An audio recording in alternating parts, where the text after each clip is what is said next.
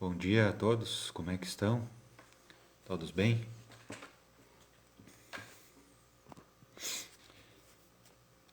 Sejam bem-vindos a mais um Acordando o Sol com as Escrituras. Eu sou o Bispo Fábio, da ala Santo Ângelo, da Igreja de Jesus Cristo dos Santos dos Últimos Dias. E hoje eu vou compartilhar breves ponderações sobre Mosias 25. Primeiro, como sempre, eu gostaria de perguntar se cada um já fez a sua oração para iniciar o seu dia. Aconselho, que eu sempre aconselho, a ler as Escrituras, mais especificamente hoje, Mosias 25. Dessa forma, convidar o Espírito e ter um melhor aproveitamento das Escrituras. Então, só relembrando, os dois últimos capítulos falava sobre o povo de Alma, né? E lá em Mosias 22 foi relatado que eles tinham chegado então à terra de Zaraenla e se reunido lá, tá?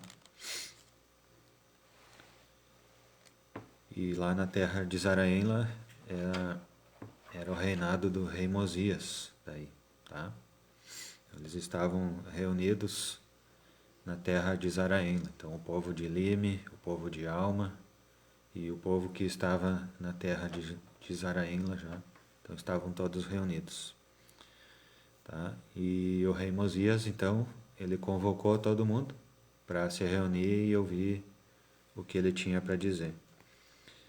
E o que ele fez então no versículo 5?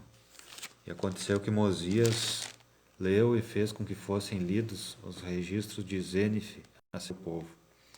E também leu o relato de Alma e seus irmãos.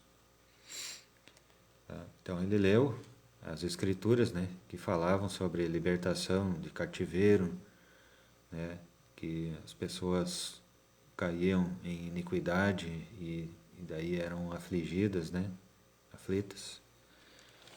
E daí as pessoas então começaram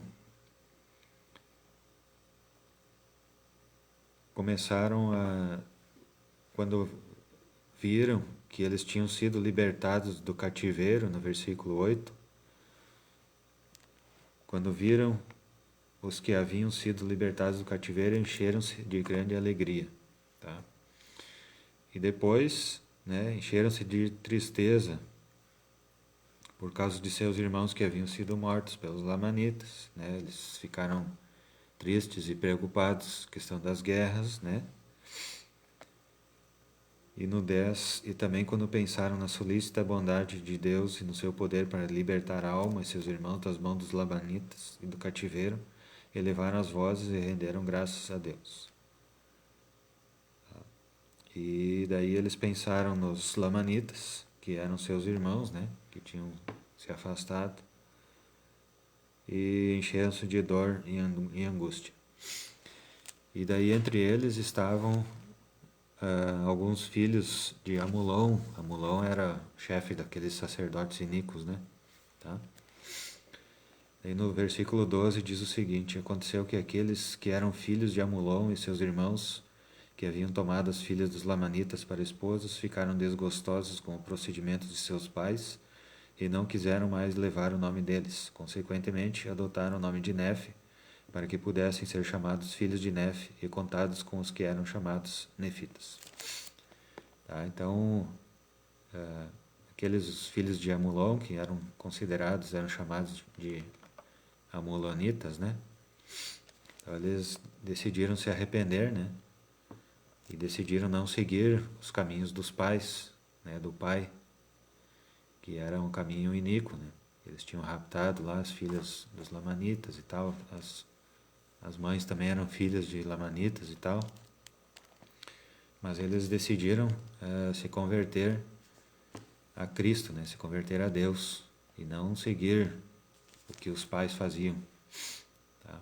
Então eles decidiram que seriam chamados nefitas, tá? Então eles decidiram fazer convênios também, né? E se arrepender.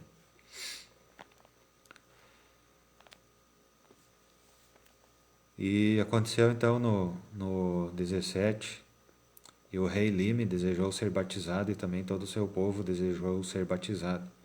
Tá? Só recordando lá no capítulo 22, então foi visto que o rei Lime e seus súditos, né, seu povo, eles queriam ser batizados, né, lá onde eles estavam antes, né?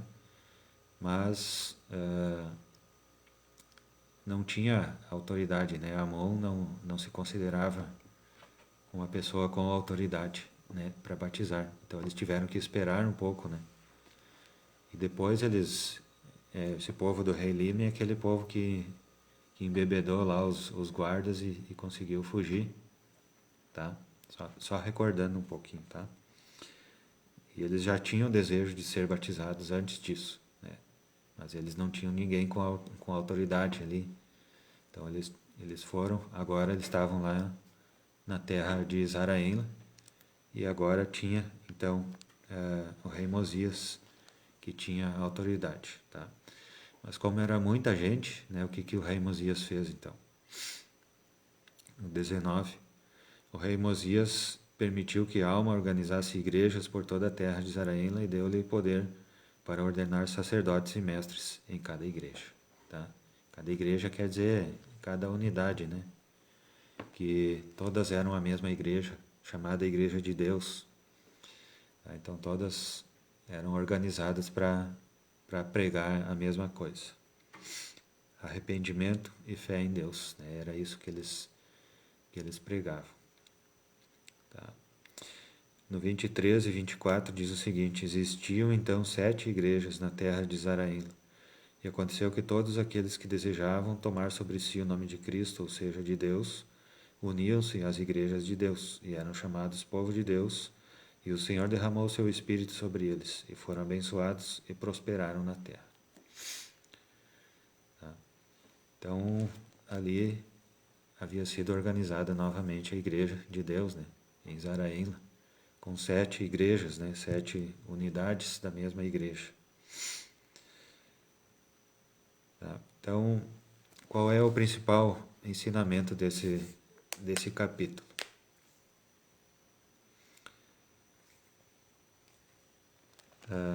Eu acredito que esse capítulo ele fala bastante sobre arrependimento, né? Ele fala sobre as escrituras, né? Que aqui o povo de Zaraenla, muitos deles tinham sido impedidos de ter acesso às escrituras, né? Por causa da iniquidade de seus líderes, né? Que não eram, na verdade, não eram líderes da igreja, eram líderes políticos, né? Político-administrativos, né? Que se diziam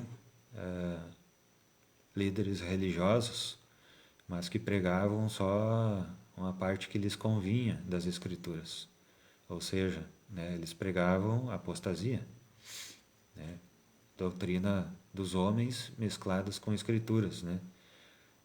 Um desses povos era o povo do rei Noé, né, liderados por aqueles sacerdotes iníquos, que eles não ensinavam sobre Jesus Cristo, eles ensinavam uma parte das escrituras, né, e falava muitas outras coisas, né, que não é a verdade, né, a verdade, ou melhor, é a verdade, mas é distorcida, né, uma verdade distorcida mesclada com teorias dos homens. Tá? Então, ali estava reunido em Zaraenla um povo que por muitos anos tinha sido iludido, né? Tinha sido ensinado de maneira imprópria. Tá? Então eles depois, então Mosias lhes leu as escrituras, né?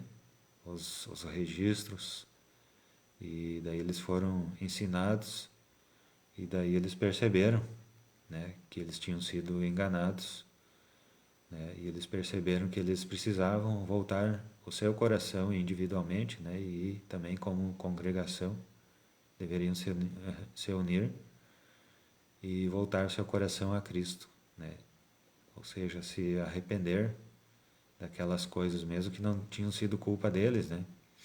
Mas eles deveriam parar de fazer aquelas coisas erradas e começar a fazer coisas certas dali para diante, tá? Então, um dos ensinamentos que nós temos aqui é que nem tudo, né, é nossa culpa diretamente, né? Muitas coisas que nós fazemos é culpa de ensinamentos que nós temos por muitos anos, né? Que nós temos por muitos anos ensinamentos errados e a gente faz coisas erradas, mas a gente não é por isso que a gente tem que continuar fazendo, tá? No momento que eu conheço a verdade, né?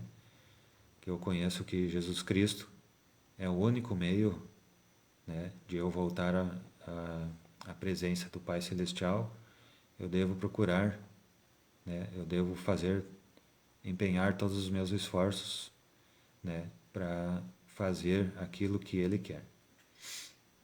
Ou seja, eu preciso me arrepender, deixar aquelas coisas erradas, aquelas iniquidades do passado. Ah, mas não é minha culpa, né? Eu fui ensinado assim, tá? Mas agora tu sabe que é diferente, né?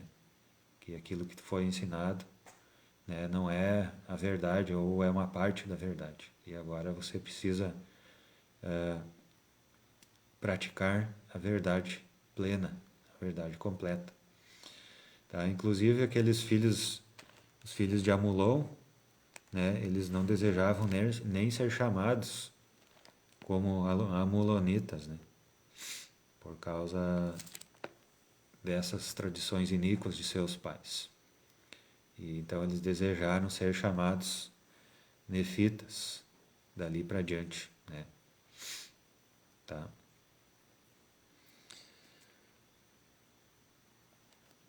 E acredito que seja esse. Existem outros ensinamentos nesse capítulo, mas acredito que seja esse o ensinamento mais chamativo, tá?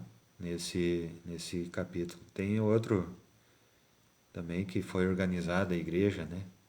De forma que todos pudessem ouvir o Evangelho, todos pudessem ser batizados, né? E depois de organizada a igreja, eles foram abençoados e prosperaram na terra. Tá? Primeiro, o mais importante, o Senhor derramou seu Espírito sobre eles. Tá? É o mais importante de tudo, né? E daí aconteceu que eles foram abençoados e prosperaram na terra. Tá? Então nós precisamos sempre buscar esse arrependimento, esse Espírito, tá? Para que assim a gente possa ser abençoado e prosperar na terra. Tá certo? Então, essas breves ponderações eu compartilho com os irmãos. Em nome de Jesus Cristo. Amém. Então, que cada um possa pensar quais dessas coisas pode aplicar em seu dia de hoje. Aconselho cada um a ler, ponderar, orar e dar atenção aos sussurros do Espírito. Desejo um bom dia, que o dia de vocês seja iluminado com a luz de Cristo e nos encontramos amanhã, então, no mesmo horário, 5 para 6, certo? Muito obrigado pela companhia e tenham todos um bom dia, certo? Obrigado.